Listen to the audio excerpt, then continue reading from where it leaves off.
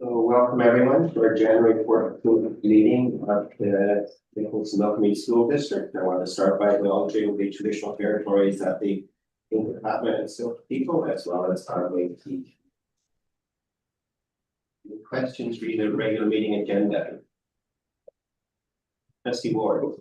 We don't have too many questions. It might be an item B, but we're just concerning about moving the March meeting to merit. That is the meeting where we will be looking at potential school closures. So I'd like to put that in a form of a motion. I would like to make a motion that the Nicholas and Milkmead board meeting scheduled for March in Princeton be moved to merit in order to encourage and wrap around merit community. Seconder. I'll second that. Seconded by Trustee Rayner. So that will put 3 meetings in a row in merit. Hello. Oh, Everyone fine with that? Or did you like to move on the other meetings? I think it's important that we be out there. So we'll have the February, March, and April meetings in merit then. Anyone opposed to that change of moving the meeting from Princeton to merit for March, as we're talking about potential school closure? Carried. So we'll make that change and get that notice out to people. Minutes from the open meeting held December 10th, 2025. Motion to receive. So Moved by Trustee Rayner, seconded by Trustee Ward. Any errors or omissions? Anyone opposed? Carried. Any business arising from the minutes? The next item is report on the closed meeting held this. There's in your package, a report on the closed meeting held December 10th. Information. And with that, we'll move to the Indigenous Education Report that is Angela's live online and is going to be providing that to us tonight. So welcome, Angela. Thank you. Can everybody hear me okay? yeah, Awesome. I never have much luck with this, but it's working. Thank you. Hentla Hinshquasht, Angela McIver. I'm the District Principal of Indigenous Education. And I'm joining you tonight, and I'm going to be talking a little bit about the How Are We Doing report for our district for our Indigenous students. Unfortunately, however, we don't have the new report yet for the previous year. So the one I'm speaking to is going to be for the 2023-24 year. And I've just highlighted some pieces of information that I'll speak to tonight for you. And the first. Okay. and I'm just curious, when is the next year report? When is that due? Sorry. My understanding is it could be any time now, and I don't think from what I hear that we have a specific date. Is that correct? Can anyone help me with that? So it typically comes out mid to late January. We're thinking any day now. Last year it was January 13th, but I haven't seen it yet. But as soon as it comes out, we'll be working our way through that. Back to you, Angela. You're welcome.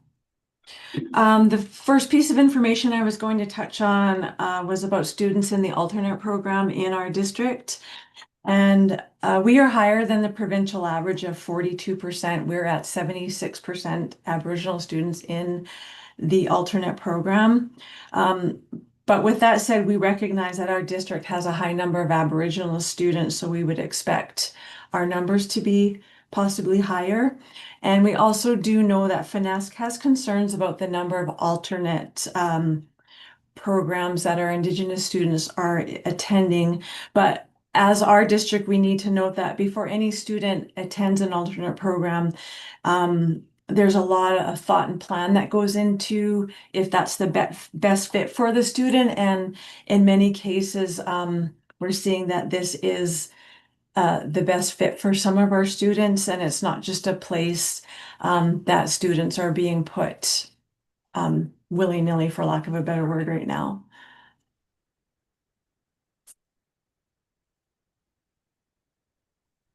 I'm gonna move on and I'm just gonna touch on some of our FSA scores for reading for our grade 4, 7, 10, and 12 students. And I'm just gonna pull out a few pieces of information I found in there. In grade 4, we're 2% below the provincial average, and our provincial average is 54%. In grade 7, we're same as the province, and that's 55% of grade 7 students on track in literacy. In grade 10, we're lower than the provincial average. In grade 12, we are proficient or we are on par with the province, but please note that in grade 12 as well, that number is just 52%. So overall, as a district, and also by the looks of things as a province, only half of our population, both Aboriginal and non-Aboriginal students, are proficient in literacy. So those scores overall, I think, are a little bit concerning, not only for our district, but for the province. I'm gonna move on to numeracy. Same thing, grade 4, 7, 10, and 12. In grade 4, we are higher than the provincial average. We're at 51% and the province is 44%. In grade 7, we're slightly lower than the provincial average, 33% on track. In grade 10, only half of our students again are on track or proficient in numeracy. The numbers between Aboriginal and non-Aboriginal are very similar until they reach grade 7. At that point, there seems to be more non-Aboriginal students that are on track. In grade 10, a gap gets bigger and bigger with more Aboriginal students in the emerging category. When we get up to grade 12, our humanity numbers seem to be more consistent. And again, we're showing some concerning numbers in our math and sciences.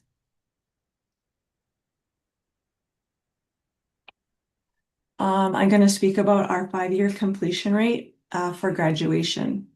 In 2023, 68% of Aboriginal students graduated and 80% of non-Aboriginal students graduated. Our percentages, if you're looking at the graphs, have gone down increasingly since 2019, 2020. However, we are higher than the provincial average of 65%. And like I already mentioned, we're awaiting our 2024-25 HOD report, but our FESL shows that 84% of Aboriginal students and 81% of non-Aboriginal students in 2024 and 2025 graduated. So our results did go up last year, which is great news. Our 6-year completion rate brings our Aboriginal students up to 77%. And we are higher than the provincial average of 75%. And I know there's lots of discussion about that 6-year completion rate, varying opinions that we need to push for, graduation within the 5 years, but then also noting that some students do need that extra year to graduate.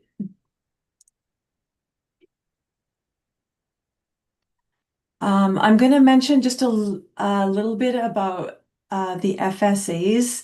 The FSAs do have a thing called student learning survey results, and those survey results ask various questions like, do you like school? Do adults treat you fairly? Do you feel safe, etc.? Questions like that. But I do want to note with the FSA scores, I've been a part of delivering FSAs to students, and I just want to bring to attention that sometimes when we have students that are not reading or having difficulty with comprehension, sometimes they're not understanding what the questions are. So in working with students, I did find it was better to actually start reading the questions aloud to ensure that they're understanding each of their questions before answering. And I think a lot of our schools are moving towards that model of supporting the students that way with the FSA. And just that little bit of information, I just wanted to talk to you about the summary of my small report here. The summary of our strengths that I found for our HOD report were that 84% of Aboriginal students graduated. our results went up. We have a high number of students taking English First Peoples class. Our grade 12 literacy assessment, we have 52% proficient in Aboriginal students and 51 for non-Aboriginal. All grade 3-4 students, 60% claim they like school and are treated fairly. In a grade 7 assessment, 70% or more feel safe at school, and 74% feel like adults care about them at their school, which I thought was important to pull out and mention. In grade 10, Aboriginal students showed a higher percentage in a few areas. They like school, adults treat them fairly, they feel safe at school, and school is preparing them for post-secondary, which I think is really great. In grade 12, 71% of Aboriginal students felt like teachers helped with schoolwork. And what I found was interesting was only 55% of non-Aboriginal students answered that they felt teachers helped them with schoolwork. So those were some of the strengths that I just wanted to note for you today out of the report. And for summaries of areas of growth, definitely found that focusing on literacy and numeracy in our early years is really glaring. Approximately only half of our school population are meeting expectations. And this really emphasizes the importance of our literacy and math coaches that have been hired this year. And just from some of the things I've heard that they've been really successful and teachers are feeling that they're helpful in class. One thing that popped out for me was Aboriginal students overall felt less likely than non-Aboriginal students to be happy at school and welcome at school. I already mentioned that in the high school grades, the numbers of Aboriginal students in the higher level math and sciences and courses are very low, and not having those courses closes the door for post-secondary for our Aboriginal students. So that's something to definitely note. I mentioned already we have a high percentage of Aboriginal students in alternate programs. And our 5-year completion rate I've mentioned was 68%, but I do think it's also important to say that it did go up last year. And the last thing I'll mention is grade 7 results were consistent between Aboriginal and non. Less than 50% like school and less than 50% feel like they're being taught about Aboriginal people. But again, I want to note that when I was supporting some of these FSAs, students weren't understanding what being taught about Aboriginal students meant. I know when I was at Nicola Camford, we did a lot of Aboriginal content, and a lot of the students I was working with would say no, and I would have to remind them, well, what about the winter dance and what about the language class? And then they would agree. So just to note that some of those questions can be misunderstood. And those were the things I wanted to highlight for you tonight. Questions for Angela? Trustee Chenoweth? Yes, thank you, Ms. McIver. You're I've welcome. got a question. The student learning survey results, we know the how are we doing is a year behind. Are the student learning survey the same? Yes, they are the same. They're a part of that how are we doing report. Okay. So, and do we kind of watch this? I know some of the data has over the last 5 years. Would that be the same for the student satisfaction surveys? I don't believe so. I believe those are done at the school level. Am I correct? So what I would say with the student learning survey, it's a lot like the rest of our data. So we typically look at it over the 5-year period, because that's typically what the ministry gives it to us in 5-year chunks. Our results are kind of a seesaw, is what I would say on most things. So some years we're seeing, strengths of certain groups of kids that are going through, and then we'll see a decline and then back up. What we're trying to do is prevent that seesaw and just have continuous growth. Like, not about the how are we doing report, but one thing I noticed in the vessel when I was putting it together, we've been long-term building on transition to university, and I would say a credit to why our grades were as good as they are is the work that NBIT does with the bursary entrance scholarship. But what I noticed is things that we were having great success with. Like, I actually thought we were gonna crest the province and be above the provincial average, but we actually dropped. And we think that might be because it's the 5-year span from COVID. So there's still some gaps. So when we get our next year's data, we'll know whether last year was an anomaly or whether the things we're doing are continuing to work, or we need to rethink what we're doing. And the data is interesting. I'm just gonna take post-secondary because that's one of the things I was looking at. We actually have a significantly higher transition rate in merit than we do from Skies or from Princeton. So I think it was like 61% of our kids in merit are transitioning to post-secondary, where the rates are quite a bit lower for Skies and Princeton.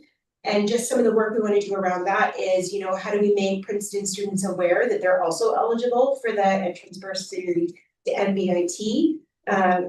But just, you know, some of the things that we're having students with, and that we saw like upward growth over the 5-year, we've seen a dip in some of them. And I think some of it relates back to, you know, the floods, the fires, you know, the kind of the trauma that we've been through.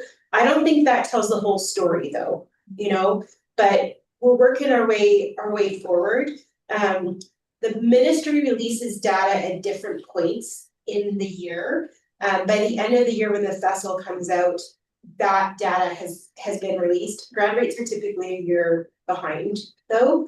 And then the how are we doing report. One thing that Angela and I noticed is you typically use First Nations or Indigenous, but the how are we doing report still uses Aboriginal.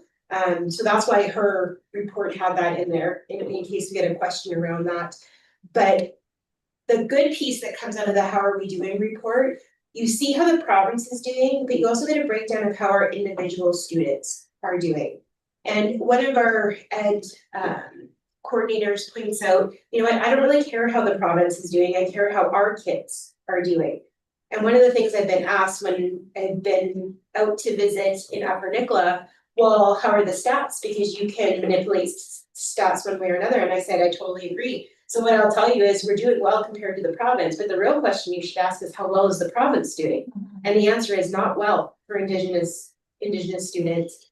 We don't know that part out. And part of, you know, Angela's report that she did is, you know, everything is not glowing in there. We have a number of things to be proud of and that we're doing good work, but there's like some really big areas that work needs to continue. We know that gap is becoming huge by the time the kids are getting to grade 10 and grade 12. And we know that not having a strong foundation in literacy and numeracy is also impacting how many kids are going into math and how many are going into science. And we're not just seeing that for our Aboriginal students, we're seeing that for all of our students. Our numbers are down in math and science in terms of overall kids taking them. And oftentimes it's the numeracy skills that's kind of becoming the challenge there. So we're looking at a kind of wraparound approach, but we look at each of these reports to, you know, what are our celebrations, but also where do we need to dive deeper and, you know, put our resources, especially when they're stretched. So one of my questions, Angela, is I know this week we're doing I think it's the literacy 10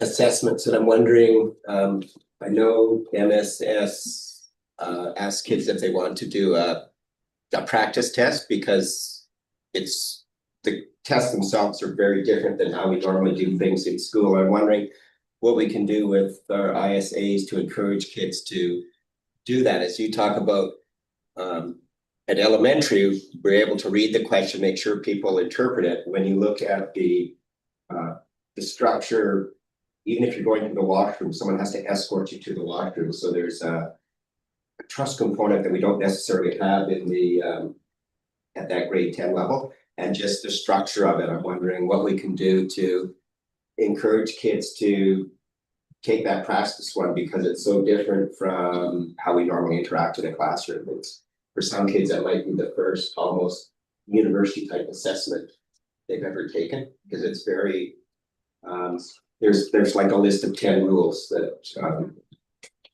are done. So Yeah, I think I think just having that information passed along by the ISA, by all the ISAs, doesn't specifically have to be the grade 10 that they can support, and just talking to them about the importance of doing that practice test, that's a good place to start.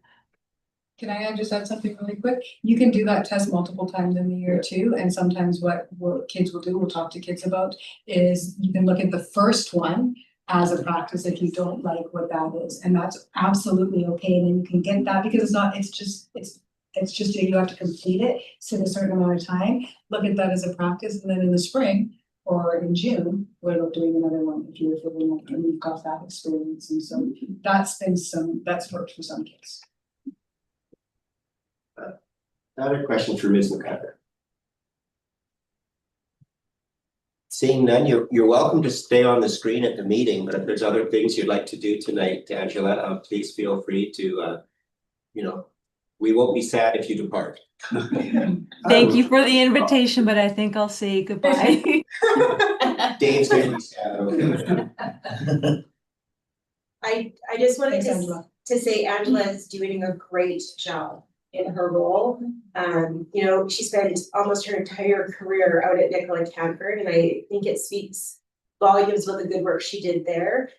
And when I talked to her about coming up to central office and, whether she was gonna put her application in or not, I really made the point of, she's done such great work at that school level, and this is an opportunity for her to do it district-wide. And she's everything I ever wanted in a district Indigenous principal. Her love of learning, being supportive of teachers, she has good relationships in her community, and she's an absolute blessing on our senior admin team. So I just really wanted to highlight the work that she's doing. And if you happen to see her in person, if you have time, just mention that you notice, the great things that she's doing.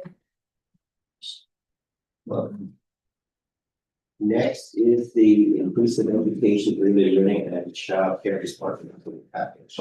So the one I'm gonna highlight was the school community and family connection. And really, we've gone through tough times as a community. And one of the things that schools do well is bring people together. And one of the lovely moments of celebration is Christmas concerts.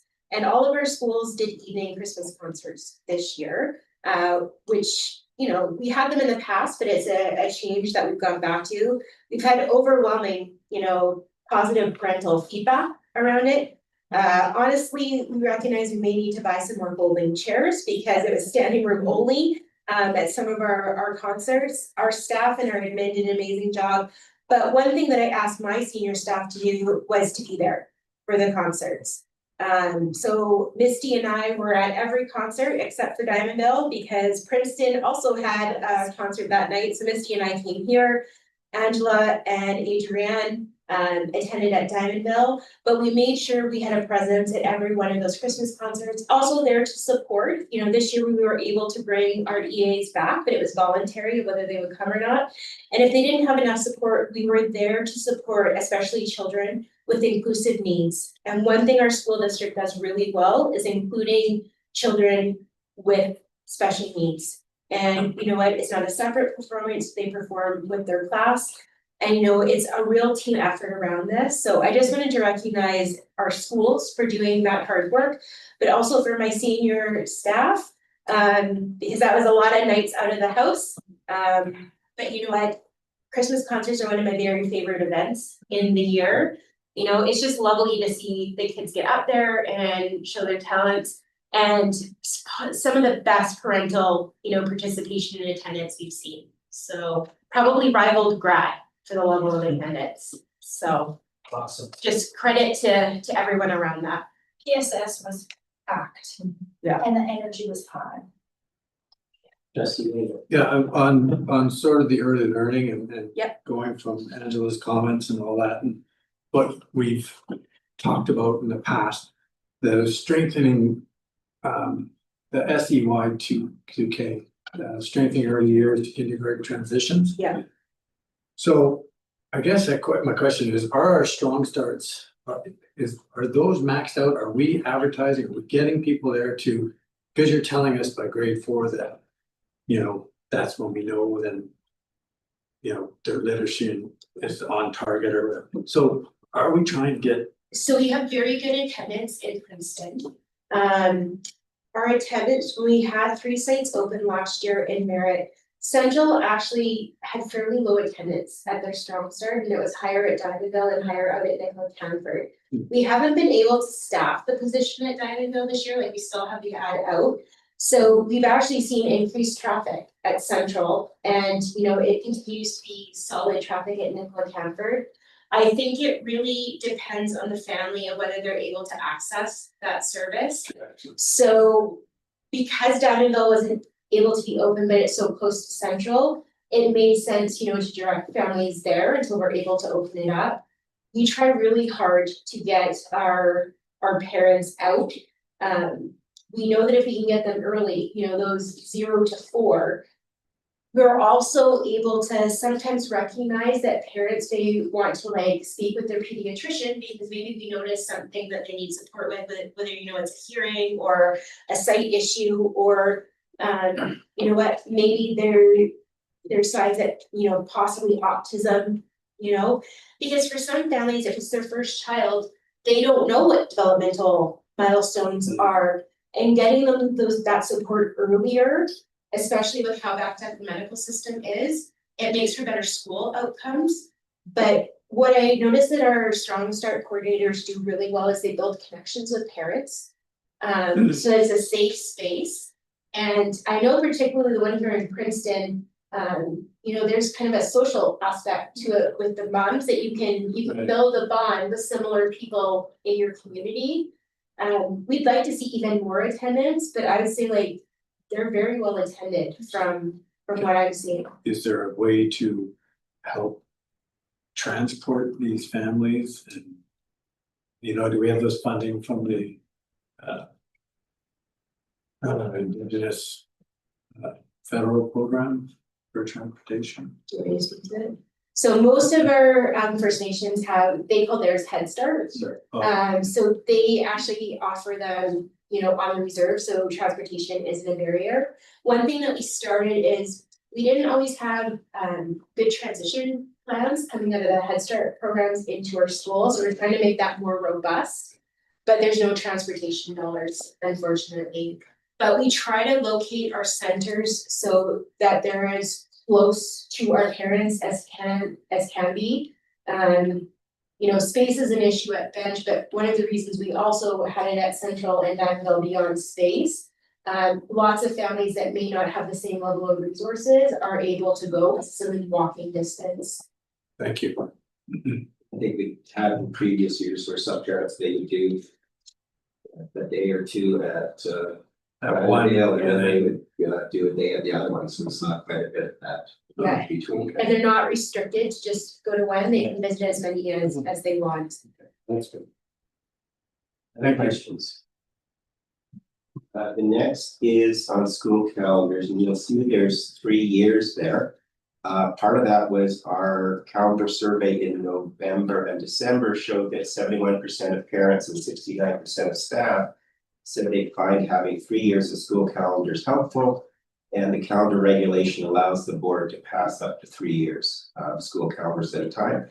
So that's why you've got sample calendars for 26, 27, 27, 28, and 28, 29. With that, I'll turn it over to the superintendent. So, like Gordon mentioned, there does seem to be an appetite for 3 years of calendars, which is fine for us, you know, as senior staff, because you know what, we have our dates already set and we'll be able to work through it.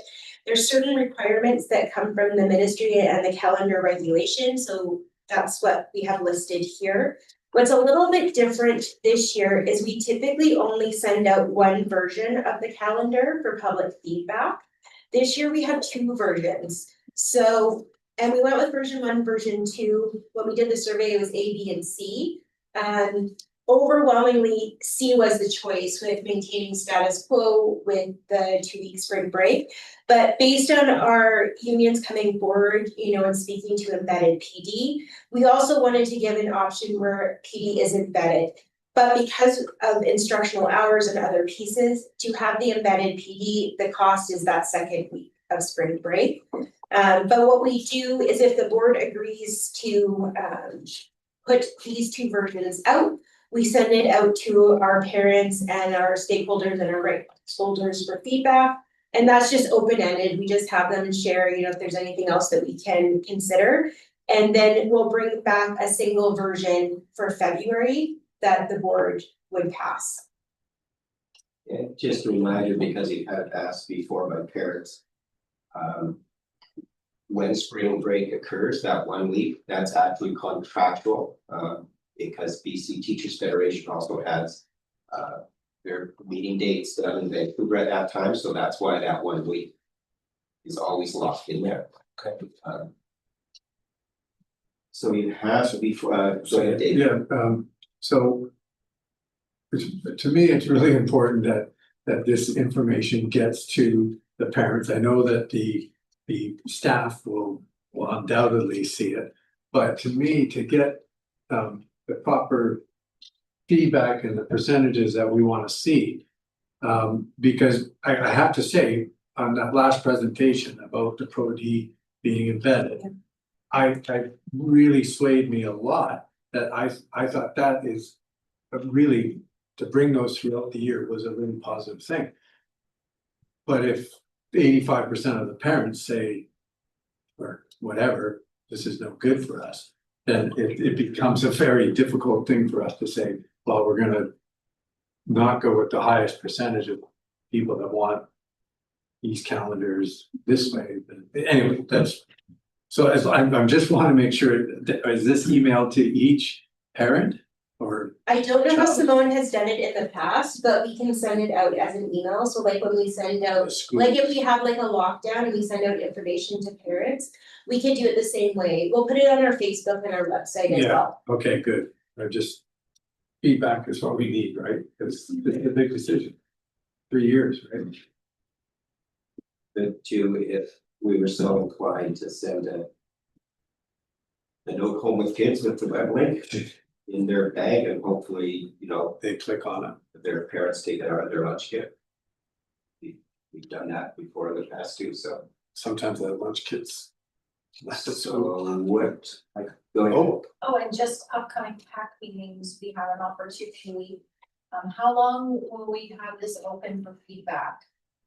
I would say Jesus, it's the 14th. probably end of January, just because I have to put the board package together Okay, that first week of February. so PAC presidents and DPAC, if we could have this emailed as well to them, just to include. Not because they have their own networks, I've seen Yeah. they have their own Facebook pages, yeah. Yeah, and I'm at a PAC meeting, so I'm happy to share, but. I mean, I got kids, so it's, Oh, I see. have them. Then we'll add it to the DPAC meeting. Excellent. But before we do that, I need a motion to send out options 1 and 2. I'll make that motion. Moved by Everett. trustee Hoyington, Trustee Poison. seconded by trustee Ward. Anyone opposed? Carried.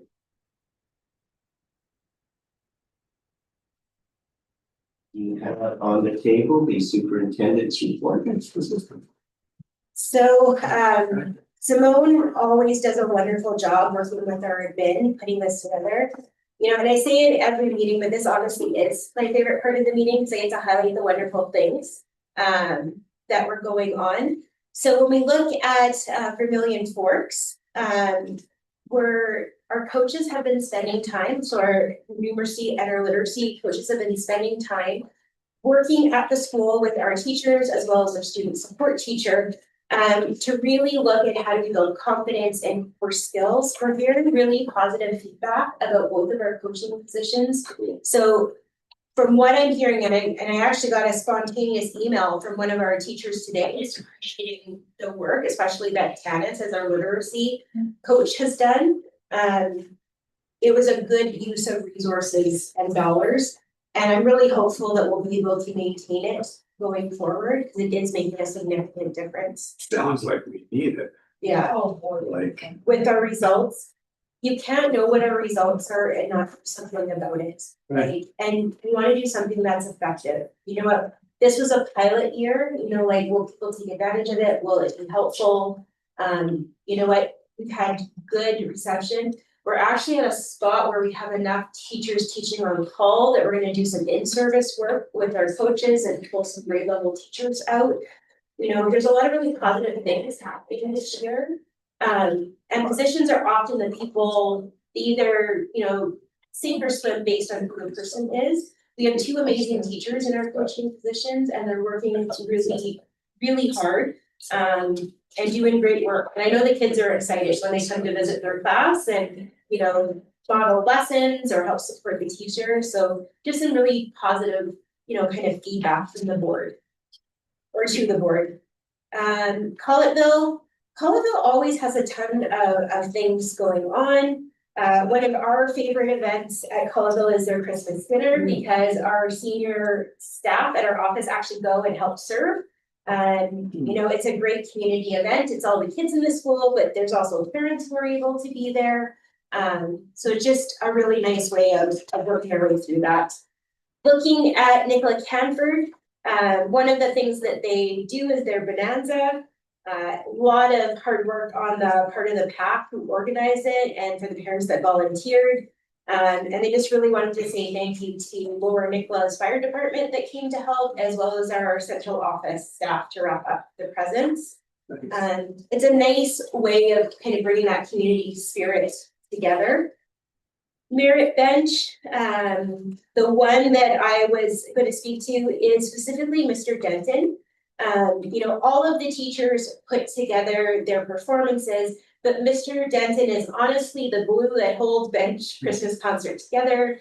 He does a lot of work around videotaping the transitions between the kids and the songs, because there's always kind of like that dead air time. He does a really good job with it. You know, he takes the stress of planning and organizing that away from admin. And he just provides so much time and service to his colleagues as well. So I just really wanted to give a shout out to him and his hard work. And from what I can tell, he does it every year. I don't know when it started, but he's doing an amazing job with it.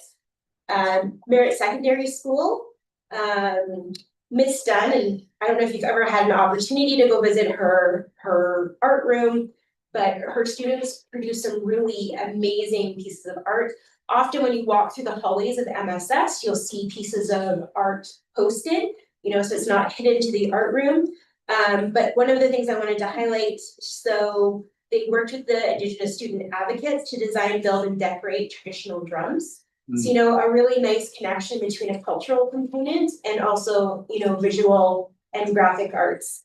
You know, art programs are one of the things that sink or swim based on the teacher as well. And she does an excellent job. She's a dogged fundraiser for her program. And she's not scared to ask for volunteers, but you need to be like that if you're going to really grow your program. So just a real credit to her and our ISAs and the work that they're doing there. JA, honestly, they're just cute no matter what they do, because they're adorable. But the one thing I was gonna look at is they were engaged in targeted small group level literacy. So like we spoke to in the past, you know, if kids are not reading by the end of grade 3, it makes for a harder journey through the rest of school.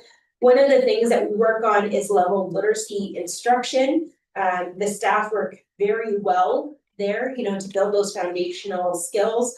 I often see co-teaching going on and they don't know I'm coming because I just pop in most of the time. But there's some good collaborative work going on in that school. And Mrs. Larson is very passionate, you know, about literacy and numeracy, and recognizes the pieces there. For Diamonddale, the one I was gonna highlight is the PAC organized a Christmas store for the students to purchase gifts for their families. Just a real shout out to our PACs and what they do, especially around the Christmas activities. You know, as you know, teachers and admin, we give a lot of time, but we can only stretch so far. So, you know, many hands make light work. So just a real credit. And Diamondville has a pretty robust parent advisory council this year, which is exciting for Bethany, but also for those parents that, you know, they've come out and they're sharing their perspectives and their voice, so great things there. Community Learning Center, so our alternate program in Merritt. The one I was gonna highlight was Christmas dinner. So the students of CLC, Sky Staff, and Tech, because they are all located in the CMS building together, they come together and share a meal, which, you know, I think that really highlights, you know, connection, whether you're online or in person, but also recognizing that tech is a big piece of what we do in our schools and, you know, making sure that they feel connected. And making its debut is the bridge. So I talked to Andy that I'm like, you know, CLC like puts one in every month and they highlight the activities. I'm like, there's always great stuff going on here. So he put it together. The one I'm gonna highlight for them is one of their students especially, but by and large, most of them love to cook. And we have a little kitchen at the bridge, you know, where they'll make meals and they were doing Christmas baking and all those things. And then Andy also does an evening cooking class with the kids. I think it's Wednesday night. And the kids really speak highly about that. One of the things Andy and Leanna do really well there is build a sense of community and ownership and collaboration. So we look forward to seeing the bridge in here every month so we can highlight the good things that they're doing as well. PSS, there's always a ton of, you know, great things going on. We have a new art teacher this year and we've highlighted some of the art pieces for the kids. And doing a good job with the outdoor learning or hands-on learning. So fire building and pine needle basket making. Merritt Central, honestly, she sends me the most of any schools that tells you how awesome Central is and all the amazing things that are going on through it. I'm gonna go to the very last page, Mr. Galliano's class. They had the fire department come pay a visit, and they did an interactive fire safety session. The kids were super engaged. And you know what, I think it's a great age to, you know, kind of make them fire aware and the safety procedures. And a shout out to our fire departments in our community. You know, they're largely volunteers. They give up time with their families. We're staying at home when the weather's not great. They're going out to help with a car accident. So just a real shout out to our volunteers and the time they take to work with us in our schools. Really good. Excellent, yeah. Any questions for the superintendent? It's just great to see all that positivity that's happening in our schools and how kids are engaged. So always great to see that report. The next piece is going to be the 25-26 initial education funding announcement budget update. Should be from our secretary treasurer, which is wasn't demoting you.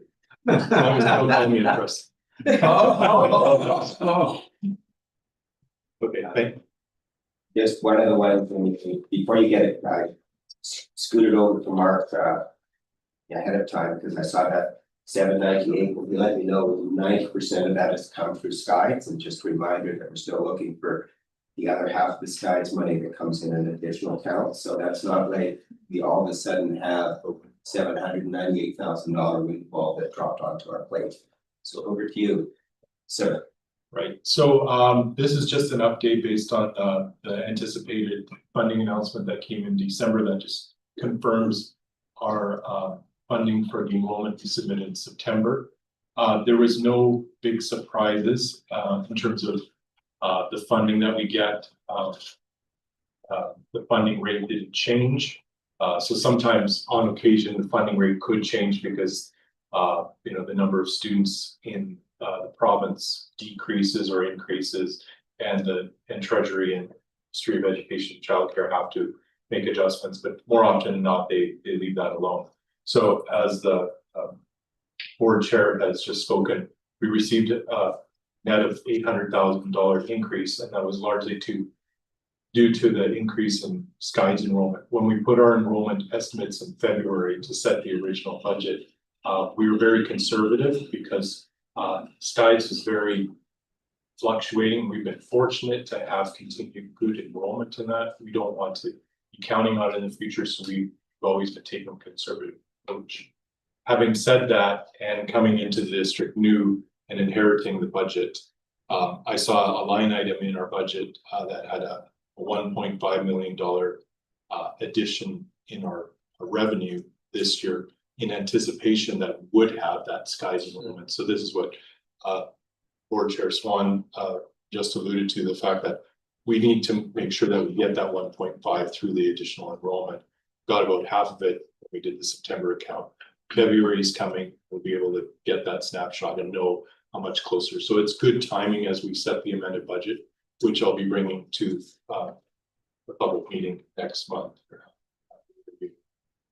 And just one other quick highlight, Classroom Enhancement Fund is an additional funding stream that puts more teachers in the classroom. We asked for an additional teacher this year because we had growth at John Ellison, and fortunately we were given that funding for that teacher, so that didn't have to come out of our operating budget. So that's it. Questions for the Secretary Treasurer? It might be for Superintendent, but I remember when you came in and we had that debacle of Skies and not receiving the funds in the second portion. Is that what Mark is getting at? So Making sure. Sky's funding works differently than the rest of our schools because it operates on a 12-month. And the funding is a little bit different for online than it is for brick and mortar. So for kids that are in kindergarten to grade 9, when they're in a brick and mortar school, if they're not there by September 30th, you don't get the funding. Skies is a bit different. So there's a second intake in February that if they fall from kindergarten to grade 9, we actually receive prorated funding for them. So if we have any new kids come in from K to 9, that gives us a little bump in the funding that we don't see in our brick and mortar schools. The other piece too is I track completion rates every month now. Credit to Joyce, who is our support staff there. She sends me the reports, and Dan, our principal, and I go through them to make sure that our kids are completing on time. More of what our issue was is not that we didn't get paid, it was that the kids were taking so long to complete that it was costing us essentially extra FTE to get them through the courses, and it wasn't sustainable because the amount we were getting in wasn't equaling the amount of FTE that we were having to put out. We've also, made changes at Skies around, we put a firm limit on the courses that they have and the employee markers at certain period times of the year. So it's fairly fiscally healthy right now. We try to be conservative in what we think Skies is going to bring in. The last 2 years, we've seen pretty good growth at Skies, but I know the factors that are driving that. There's an expiry date on those, and we're kind of waiting for the other shoe to drop.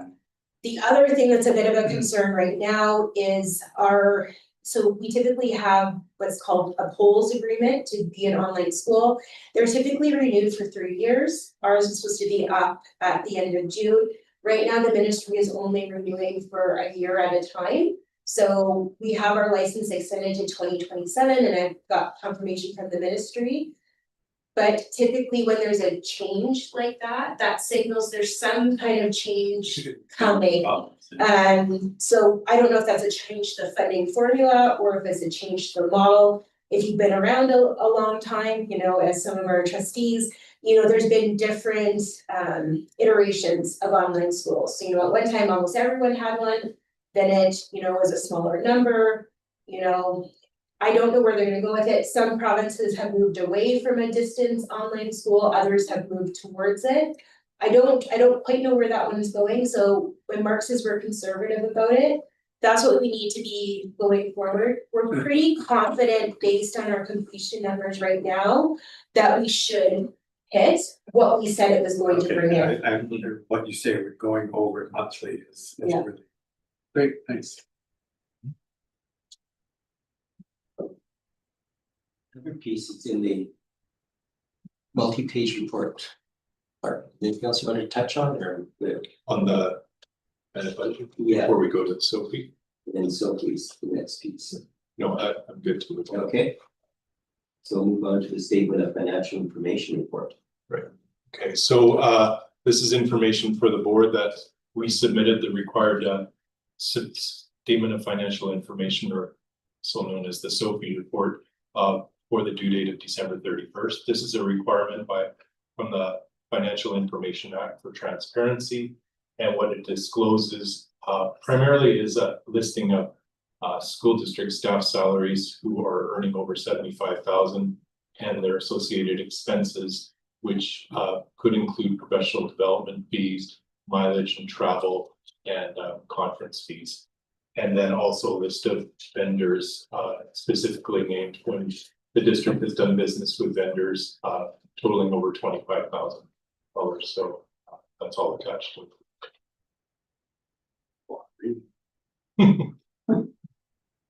Thanks for that. Any questions for the secretary treasurer? Good transparency.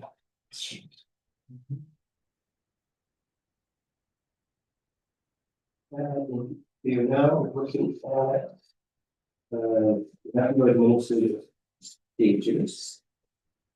So we will move to our school trustee reports.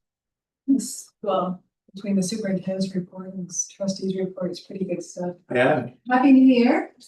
Nice to see you, Sophia. I understand your partner in crime is in basketball right now, so we wish him luck. We have got no updates. Do you know, texting to know how they're doing? And I did hear some cheers earlier when we were having dinner, so fingers crossed.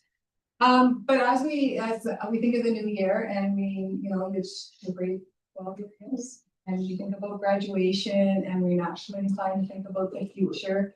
One of the things I was thinking about when I was coming up with a question for the student trustees this week is we're tasked with preparing students for jobs that sometimes don't even exist now. We have artificial intelligence that we need to take into consideration. We have evolving technology, and our world is moving at such a fast pace right now.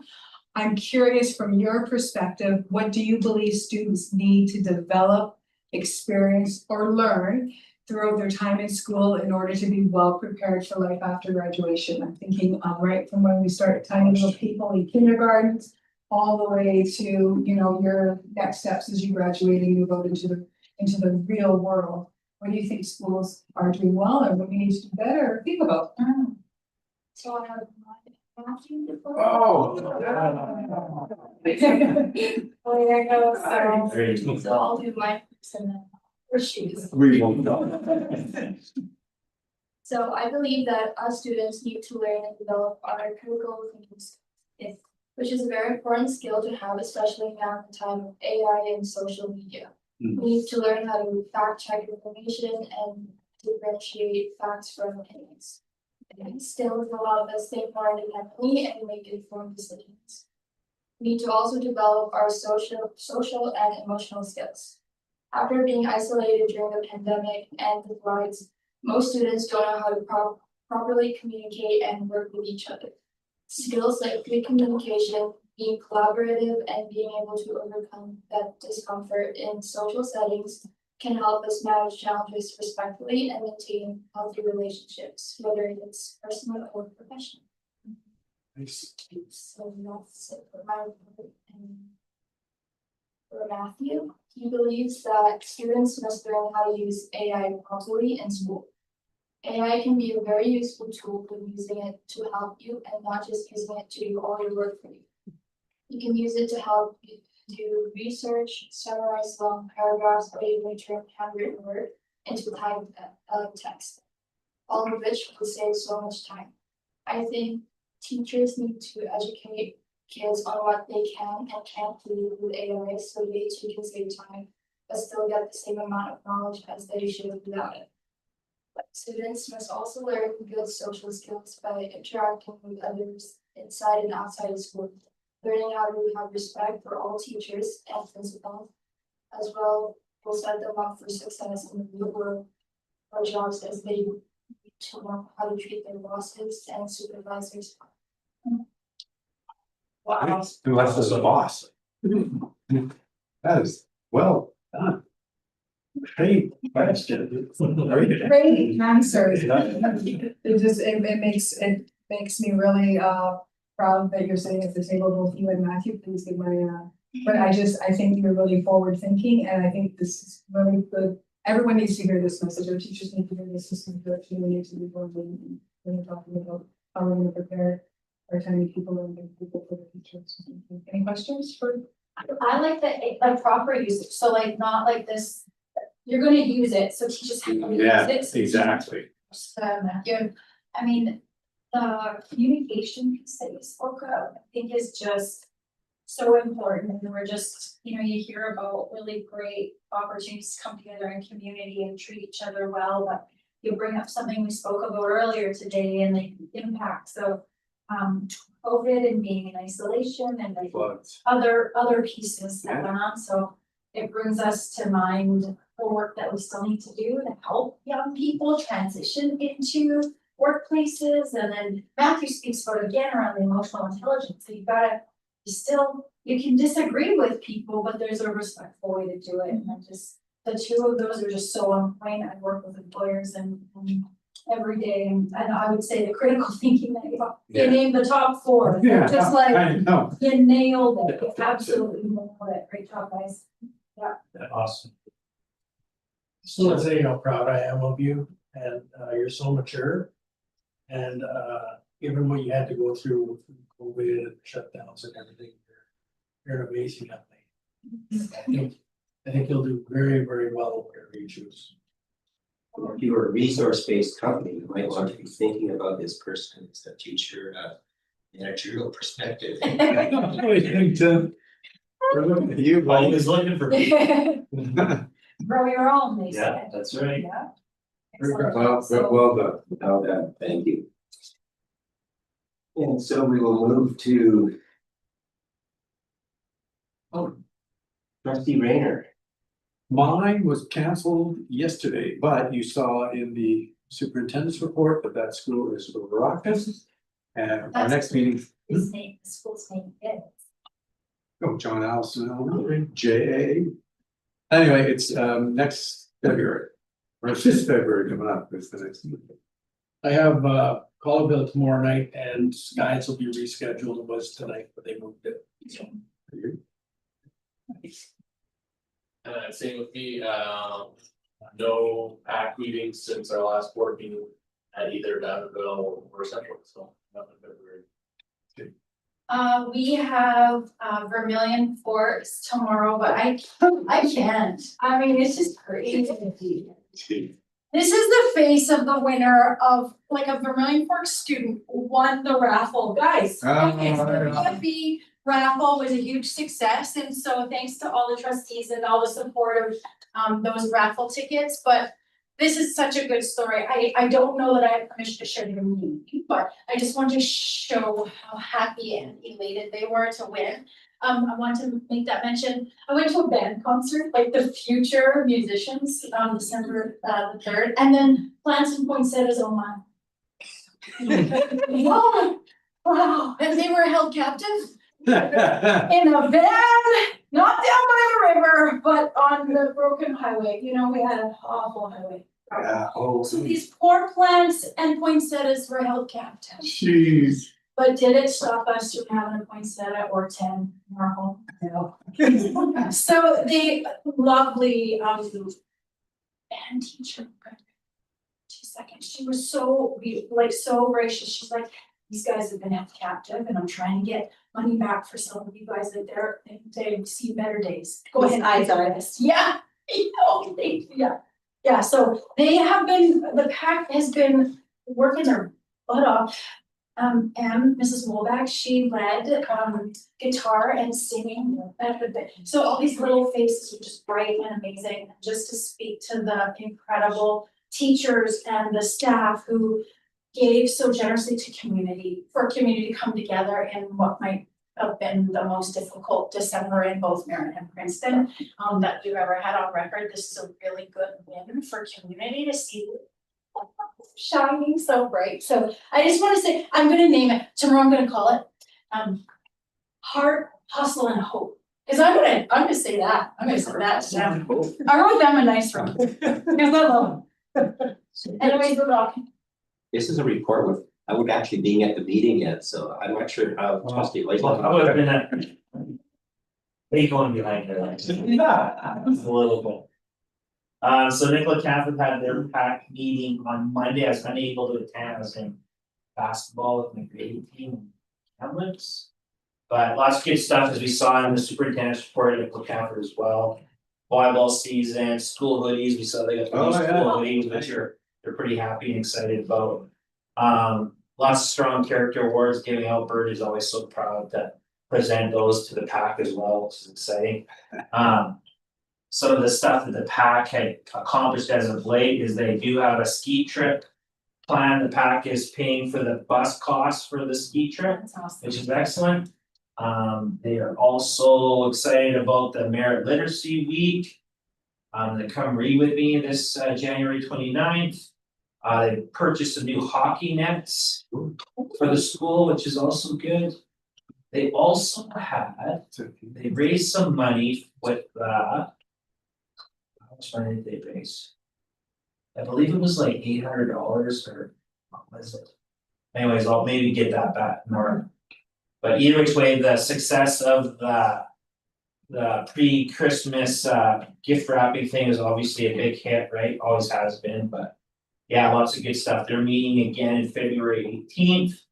I did talk to Chanel today and asked if there was any questions due on the school closures or anything like that. She passed on a few things that I have, and I'll bring those forward this week. So, yeah, Nice. Still have that Christmas wrap. Dan? I mean, I'll tell you, that stuff is indestructible. I think it should be walking. It should be, yeah. Oh, there it is. Bonanza made $200.75. Plus. You're counting. Yeah. 800. Oh, I'm reading the wrong numbers on my glasses. The monitor. Oh. Yeah, Let's let's be respectful now. Yes, we just. We want to model It's good your behavior in first public warnings. meetings. I got the boots if you need them. Oh, yeah. Laura, do you have a pack? Oh. Oh. Pack one's a meeting. So I have both MSS and bench. And as you know, we had critical incidents both with MSS and bench this year in December. So both a shout out to the staff there on how those wraparound supports were done in the community, done in both schools. That's really a credit to the staff we have in both those schools. For MSS as well, they have their flash fiction contest coming up. Last year, they did it where kids took things home for a week. This year, they're adjusting it where it's, instead of being a 500-word story, they're gonna do a live write in the learning commons, which helps to remove the possibility of AI being used. And so it'll be 45 minutes to write 100 to 250 words. So it's great to see that happening again, and the PAC supporting that. The dog therapy is up and running in the House of Honor. Cool. That's awesome. That is. So good to see that as well. The other area that we have coming up with grade 11 and 12s is SD58 rocks. Looking at 10 pieces of equipment again this year. I think they're looking at 2 students from PSS and 8 from MSS again, with the possibility if they get another 2 pieces of equipment, they might do 12. The limiting piece is actually the size of the land you have for the size of the equipment to actually move it around. So it's great to see that is getting set up, and they're taking starting to take their applications now. And then their last day of instruction, I think the first semester is the 28th. The 29th is I Day and the 30th is their semester turnaround, so that first semester is fast upon us. So, great to see that and to see the good work happening there as well. You have the dates What on are the there. dates for the PSS? I just know Jamie probably has great till for PSS pack, but the dates for applications, we can reach out separately. Each school's Did- taking their applications, so. You mentioned the support for the community. I think we had some good support here for the family that Yes. went through it. Are you talking about SD58 rocks? Yeah. No, I thought we were finished that. I see, okay. I was talking about the support for the family that. Yeah. Great to see the administration, the community step up.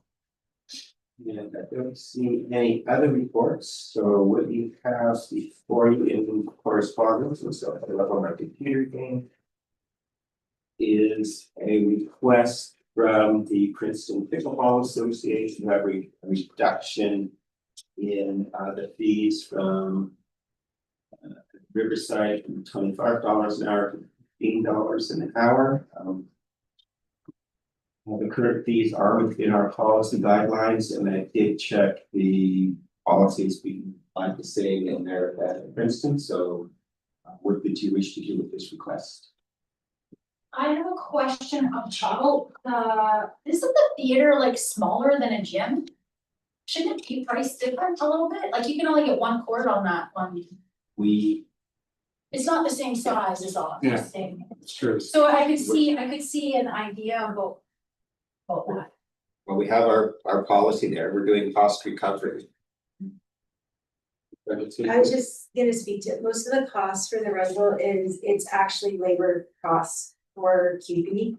And those, They don't have it because they clean every day, cause it's the Y, right? The Y already cleans that space, the Y uses it every day. That was the one thing I knew about Riverside made a little difference. So they're already cleaning that day, so they're in there every day, the littles. I sent out an email, I think a little while ago to you all. It was just about, there's not a community center here in Princeton, right? We don't really have one. You know, that the daycare and that facility there really is our only gathering spot for events and big events. And I know our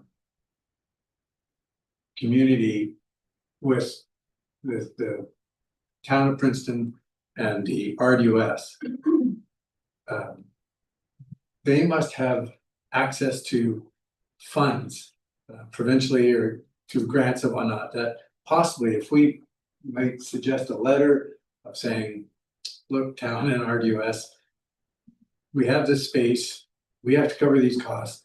Is there some way you can come up with some funds that, well, that, so that, say, the pickleball association can say, look, we have $1,000 for our 6 months of internals of playing Grants and aid from the. from the RDUS and that, Yeah. right? And so I just think that way, arts groups or bands or productions could say, let's go to the town, ask for funds. Now, I know it's, you know, it's just something I was talking. That's happening now, those companies for the town of Princeton. Right They now, work for free. Apply. so why now? Well, I guess then we should maybe send letters to whoever is coming to us for these breaks. We should say, approach the town and RDUS for funds to offset our costs, which, right? I don't know, it's just We can make sure that senior staff reach out to those groups and say, are you aware there's. possible grant money. Yeah, and that is something, you know, for those groups to look at, 'cause I know that pickleball in Princeton has a mayor who's inside Yeah, during the winter. yeah. And we're talking about healthy communities, well-being, you know, all Well, the this social. pickleball, They bought all the pickleball stuff here at this high school, they gave them $1,000. Yeah, right, And they're so, teaching them how to play, they're teaching the kids. yeah, but I just, there's gotta be something there that, Yeah, go ahead. I think just to like lay it out with facts is like there's costs for us. Yes. So that's a fact, and we have to pay those costs one way or another. Yeah. And if we were to subsidize or waive fees, then essentially we would be paying these costs. And what you're suggesting is that find someone else to try and pay for it, because I don't think it's fair necessarily that the school district is subsidizing these other groups just because we happen to own the space. Right. I think because that we our have- funds should be Education. sent to education and to our students, because that's where our focus is. Exactly. So it's not that we're trying to be mean bullies and say, no, you can't use it, it's that there just is there is a cost. Yeah. And we're not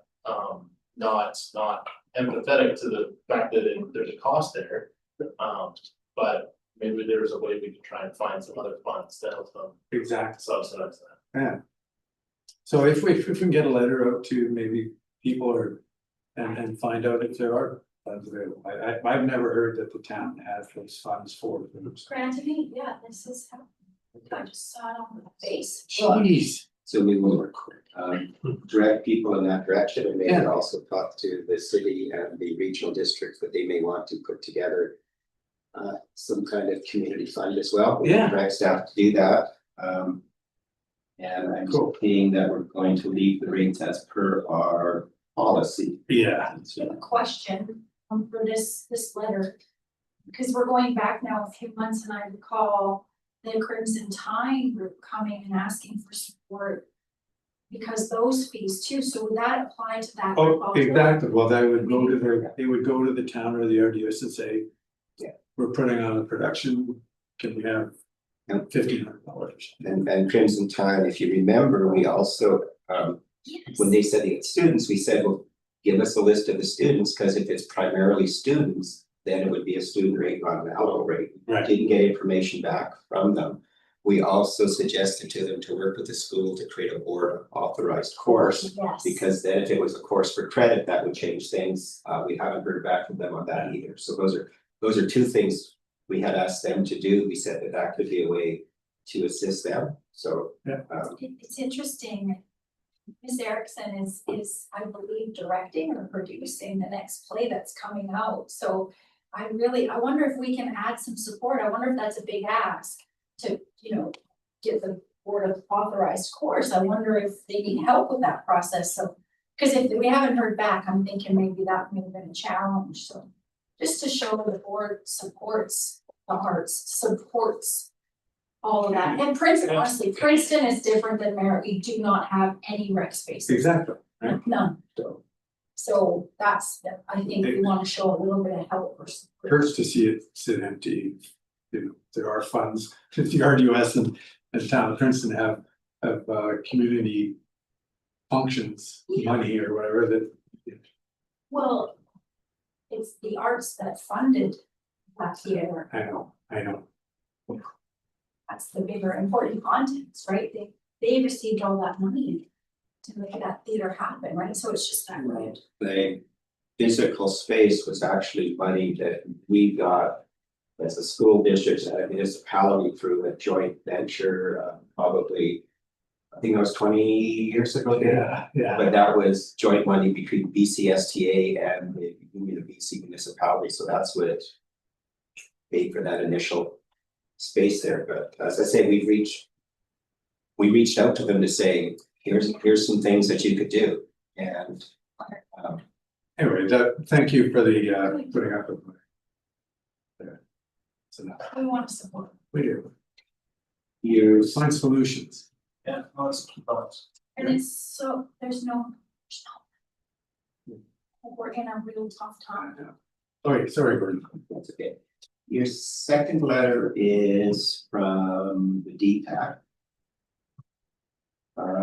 I brought part of it up with my cat last night because I was surprised when they said that they felt that people weren't invited to attend or consultation opportunities related to the budget process. We had a pretty robust one, and the same with the current consideration over a potential school closure. They said lack of engagement, and I'm thinking we've got 13 meetings happening. But both PACs have said no, we're aware of those, and I present all those meeting times to my PACs, I'm sure you guys do too, so I was a little surprised on that first half of the DPAC letter, saying they didn't think those things were happening. The second half was asking about working groups. There's a difference between working groups which are operational as opposed to governance. If you remember when we were setting up the policy committee, we 2.5 years ago, we did invite for participation. Didn't have any, but I'm certainly willing at the January 20th meeting to talk to them about that again. Our policy has been, as you're aware, that it is the purview of the board chair, and we wouldn't want to fetter any future board chair. That would still sit with the board chair, just as I assign you to committees. If we deem it appropriate, I would take names from the DPAC as we want, and then that would be a selection that would be made as a board chair. So I think that's a piece to look at, but I think working groups is a very different technical piece that fits under operations and the superintendent, not a governance piece. So that's a discussion I'll have with them as well.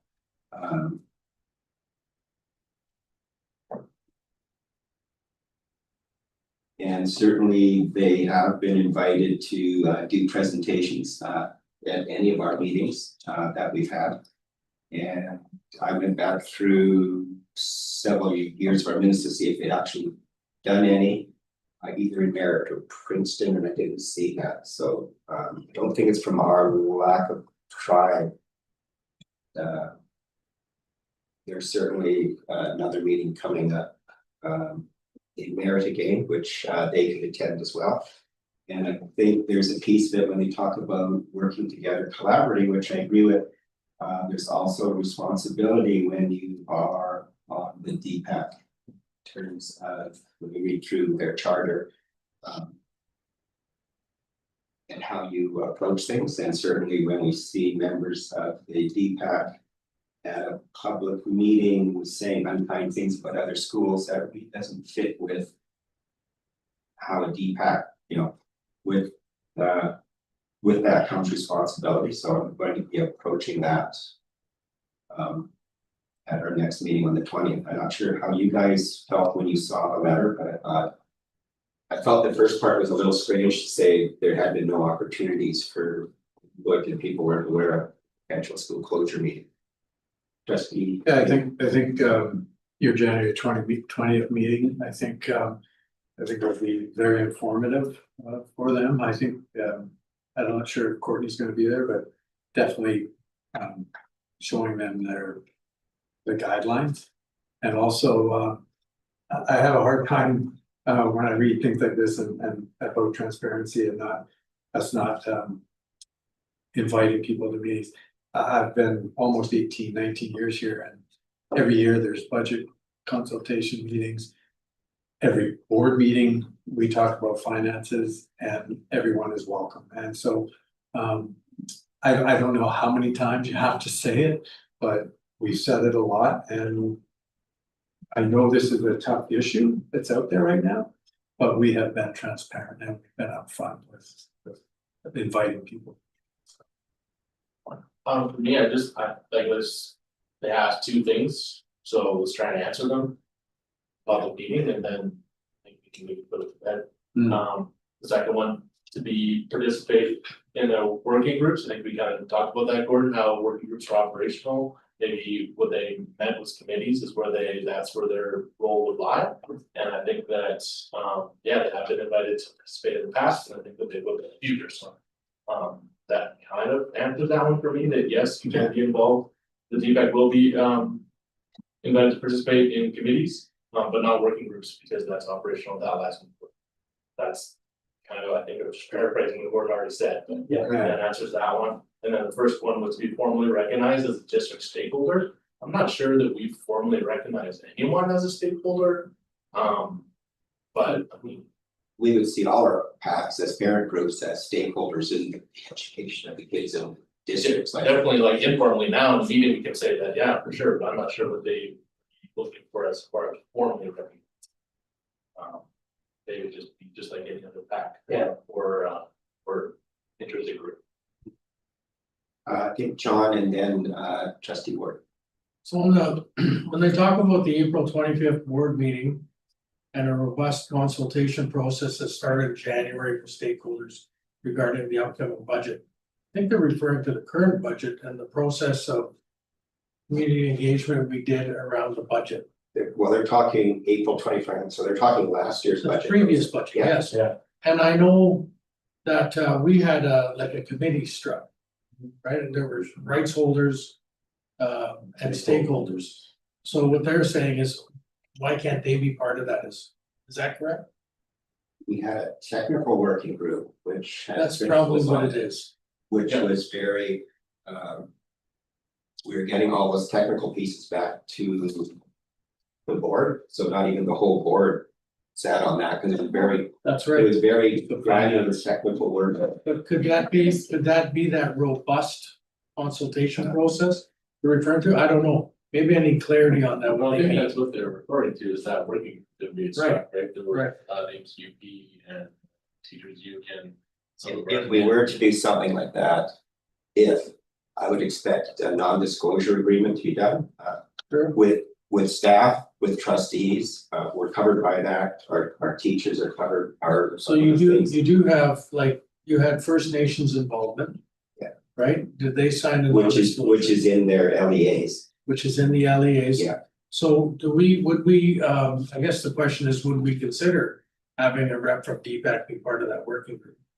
That's, I think, what they're break down. Break down In the the future, if we did something like that again, And do we do that for every budget process? Or is that gonna be a practice going forward? So. They're good questions, just need to answer them. I'd be curious what other districts do. If I can speak, I know in our last district, we had a budget committee that was ongoing. And it included both our union, like a rep for both our union. Principals group, exempt staff group, Indigenous rights holders and the DPAC group. So we did include them in our budget committee. But, so they were one voice. Yeah. Out of many. But I they can were see part- that as a budget versus a working group. Right, But- yeah, that's where I'm making some clarity on that is. And we'll sort that out on Okay. 20th. Alright, Oh, thank you. we don't need any motion or support right now. Well, we're gonna be meeting with them. I think Justin spoke to the two pieces around that we do see our parent advisory groups as stakeholders in public education. In terms of inviting them to all relevant working groups, those are under the purview of operations, so that wouldn't be an area. Unless I hear differently, don't think I'd hear differently from the superintendent, and those are fairly technical groups. Right. And the other ones we have to remember is land and labor, HR. Those wouldn't be places where, because we're dealing with people's personnel files on the personnel end. Yeah. I would not entertain that, or legal matters that we're dealing with. And if you think about BCPC, we even have trustees who would have to go to the Supreme Court to be able to take part in things. So again, if we're talking contract negotiations with our teachers union, that's not a place where I would see them because of the nature of the information. But I do wanna add that we have PACs in all our schools and a well-functioning district PAC representative, that wouldn't be a bad thing for us to consult. Yeah, and what I would do is, as I do with our other committees where I appoint you as trustees. Sure. I would take that as board chair to get names from them. And say for the one we have right now, policy, is I would be making that appointment, so it wouldn't be the DPAC making the appointment. We would follow our procedure where I would say to them, okay, I need 4 or 5 names. And I'd also want to make sure that all the schools are included in that, so I want to know our particulars, if it's a voice of all schools, but 3 or 4 schools aren't there, I also want to talk to them about, well, how are you going to draw those schools in for voice? Because that's a piece as well, because we know there's a few packs that can be members but have chosen not to be presently, so I want to have that discussion with them as well about, so how do we make sure it's inclusive full for everyone? For sure. Yeah, thank you. We're good there, and as I say, we'll be out there, we have another meeting coming up on the 20th. So, Thank I'm at a tech meeting tomorrow night, I will just, I will, if it comes up, I'll just say January 20th, our board chair will. To bring Any these, feedback? that's right. Yeah. Okay, thank you. And public question period. Yeah, I do have a couple things to comment on, just ask a question about, is this a good place for me? Should I go somewhere else? It's fine. You can move this and put your. else. I don't know, people can, just, Yeah, we can see you on the screen there, so. no, just to comment on something that David, Mr. Preston Brainer was asking about, at the end of Riverside, where I used to teach before, in another district, at the high school I was at, of many high schools, was one that was known as a community school, as was the neighboring elementary school. And when I actually worked with the president, the current president of the BC, I forget the exact acronym, but the BC Association of Community Schools. And every model in every district is different. Sometimes the person who runs a community school needs to be a teacher in some places, sometimes not. But it's about a partnership between the facilities and the resources you have as a school with your municipality. So when I would be in the computer lab with students working on videos and animations and filming until whatever time in the evening, and the dancers would be next door and the band, and we're all doing stuff, there might be a Korean language class happening upstairs for the community. The doors were open and it kind of allowed that melding of like community and school community. And so if you want to talk about that more, if you want me to introduce you to the president of that, you can talk about the different models, but I think different districts use different models. It just involves an investment by both, which sounds like you're already doing in the Riverside, and then the municipality to kind of get something back going. And I know Ms. Erickson, so you know, when you think of someone, maybe a student doing their own production in that space, which is amazing. I have done, I don't know if the criteria has changed, but I've written up board approved and authorized courses before, which are quite detailed. You need to know units, how long you spend on each unit. Whereas I've also done indirect, like independent directed studies, which allows the teacher to be the mentor, a community person to be the mentor, like someone in the Princeton Times, where you still get credit for that work. And that could be a great way to, you know, like any of that work that she's doing with the community. Yeah, yeah, you've heard about that already. Yeah, future production.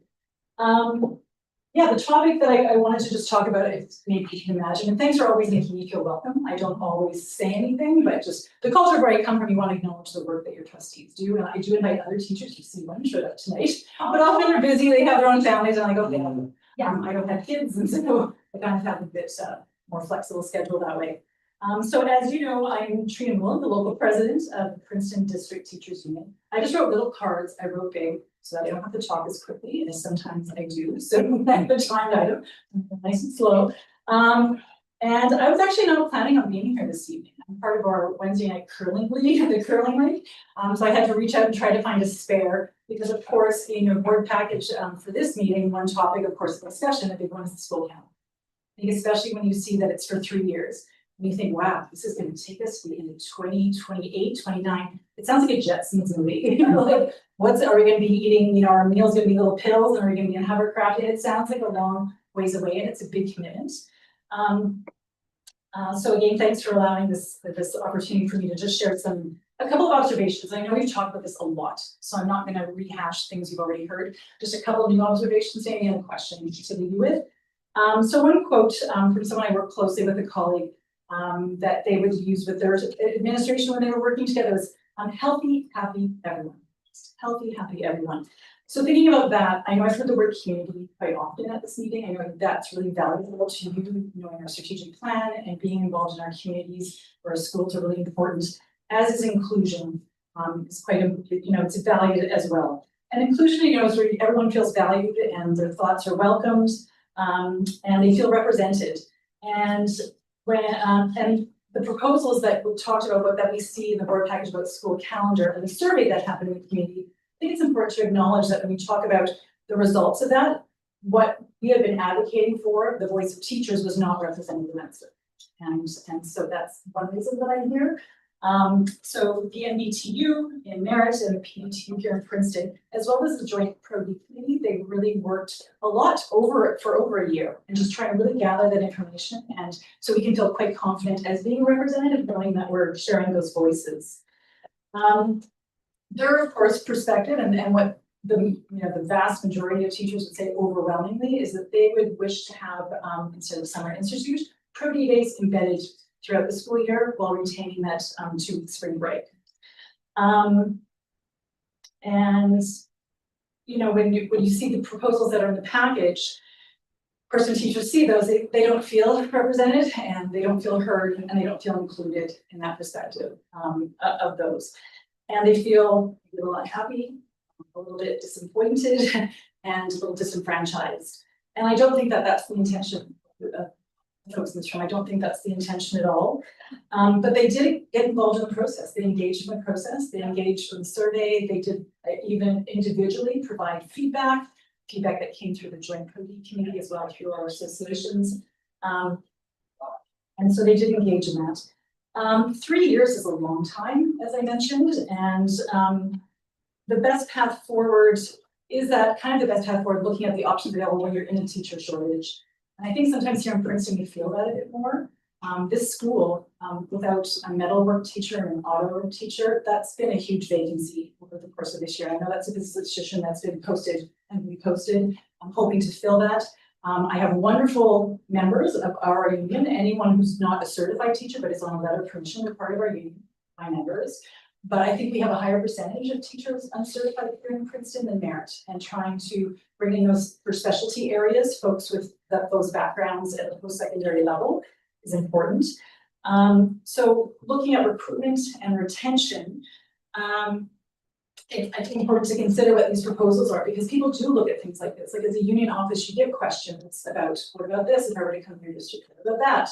And people do compare, because it's a big decision to move here. It's not a cheap move.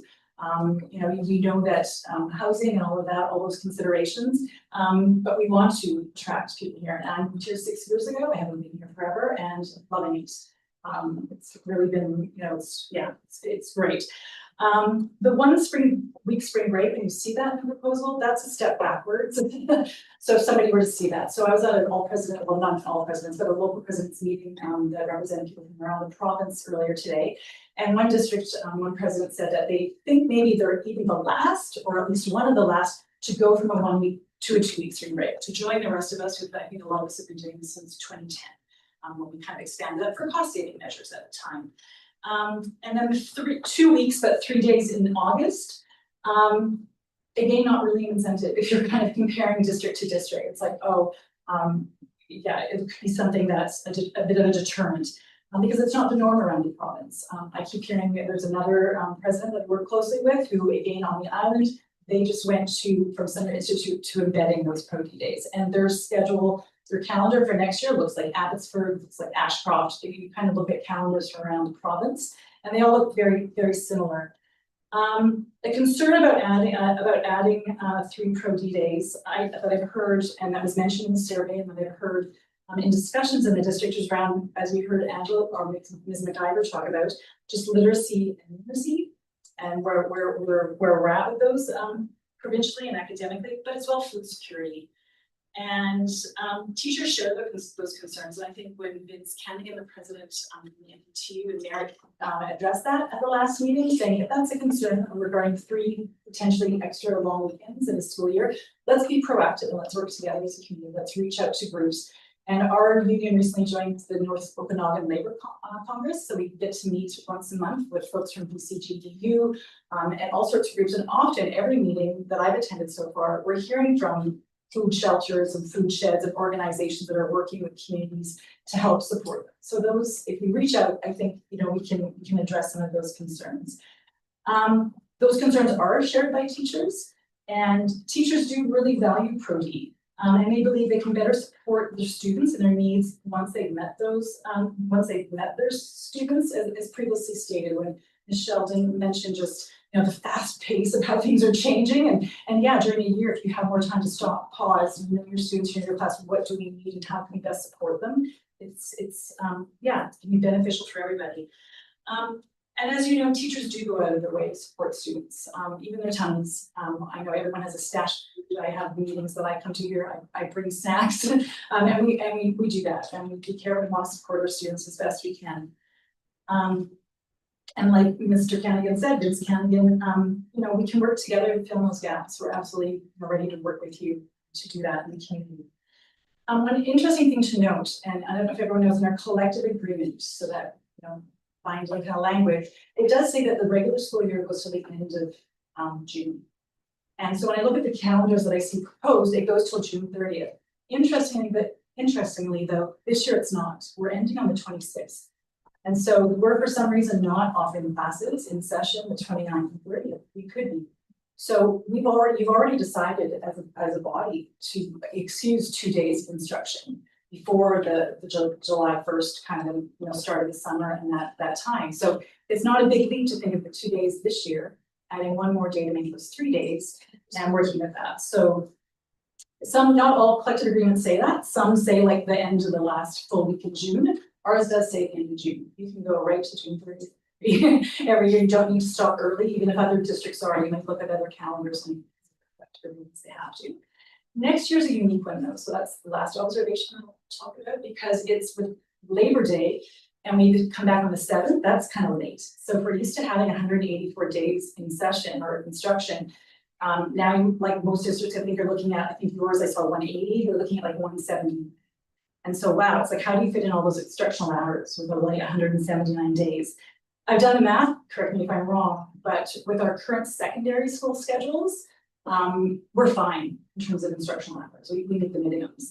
The elementaries though, you would have to add, at least for next year, maybe not the years after when the school year doesn't start so late, you'd have to have 4 to 5 minutes to each day. So they have lunch hours that are an hour, or a secondary lunch hour I think is 45 to 50 minutes, depending on how you consider the warning bell. And that's the one little tweak you have to do, just 4 to 5 minutes. And you may not, you're bringing kids in from outside where they've been playing for 55 minutes or an hour, you may not even really notice that, bringing them in a bit early. So the question, I guess, that I just want to leave you with is, there's still time. This decision has not been made yet. And is there still time to consider and to reflect on the teacher's voice and to include that? And I believe so in this district that really values community inclusion, that there's still time to consider that. We value community, inclusion, pro-D, and learning. We value that for everybody, teachers included, and students. And again, just to end on what I said before, like healthy, happy, everyone. It's just everyone. Thanks. Excellent. It gives the superintendent a chance to don't normally respond necessarily, but I think the superintendent had a chance to. So I'll just start with the DC community school, because I actually all have on my list, seeing if Trina would be interested in helping them do a board offers first. Actually, I have that in my notes here. So since you said you have experience with it, you know, if you feel comfortable, you know, I would reach out to Crimson Tide. I'm sure they would appreciate support. It just depends how it works, because I remember when I did photography and graphics, like photography, well, which one was it? I think we had photography 10, that would need to be a board approved authorized course because it wasn't part of that time. This is when we go back to IRPs a while ago, but it was very grade specific and it was quite like, you know, I wouldn't just hand it over to someone at Crimson Tide and say, here, you almost need a teacher to be there to do that. Whereas an independent directed study course, absolutely like that. I think, you know, developing a framework for that, that's kind of understandable with some kind of guidelines could definitely, yeah. The other piece I would talk to with the calendar. So why did we end earlier and not June 30th? It has to do with when we started school. So if we start earlier after Labor Day, we try to keep our instructional days relatively the same. If you look in our calendar drafts, there's one year that's compressed because it starts, I think it's September 8th, and we have to go to the 30th. There's also requirements from the province around the number of non-instructional days that you have. Our process in the past has been that we keep a similar number of days. We can always add additional days in relation to 30th every year. I'm gonna guess that probably wouldn't be super popular with some of our staff members, but you know, it's something we can look at going forward. In terms of the survey was to build the drafts that go to the board.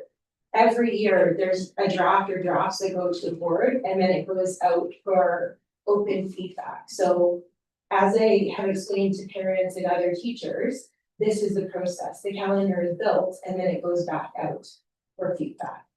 So those are the pieces I would say. Trustees are good? Yes. So thank you. Thank you. For that. Thanks, Jan. I don't think anyone in Alright, mind. here's a couple. Yeah, okay. Want me to? Yeah, just read the one, correct. One from a Falkville parent, please clarify if a scheduled survey numbers are percentage of total parents or their percentage of parents responding to the survey. Many families chose not to complete the survey as it was confusing and seemed biased. Okay, so the percentage are based on the total number of people who complete the survey, because that's what we do. And as some of the parents, you know, there was one that reached out to me that they were choosing not to participate. That's your choice not to participate, but then you're choosing not to have your voice heard. I do know that the bench pack president, you know, asked for us to extend the survey deadline and, you know, talk to their members and got some additional responses after that. But what I would say is if you want to hear your voice heard, I would suggest that you participate. I also explained that our process is a draft comes in January and then it goes out for open feedback, which is the process we'll continue. The last one is Gordon, are you saying that you invited any PAC or DPAC to working groups or government meetings? We'd like to know that.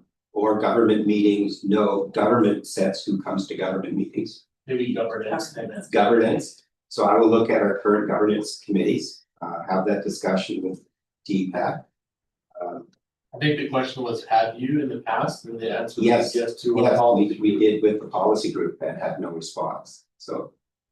And that's still out there as an opening for them. I would expect to get names from the DPAC because the board chair who appoints people to it. And we would look at the other committees as, you know, as well. So we have some standing committees, but not working groups. So we're looking at governance groups for sure. Just one more statement. In fact, DPAC was told they could not be on the school closure committee and could only attend the public meetings. We have not set up a school closure committee per se. Every meeting is the whole board at public sessions. So there is not a separate committee. Yep, agree. Good luck. Okay. Take a motion to adjourn then. Seconded. Seconded by John. Trustee Rayner, you want to record, get your voting? No. Okay.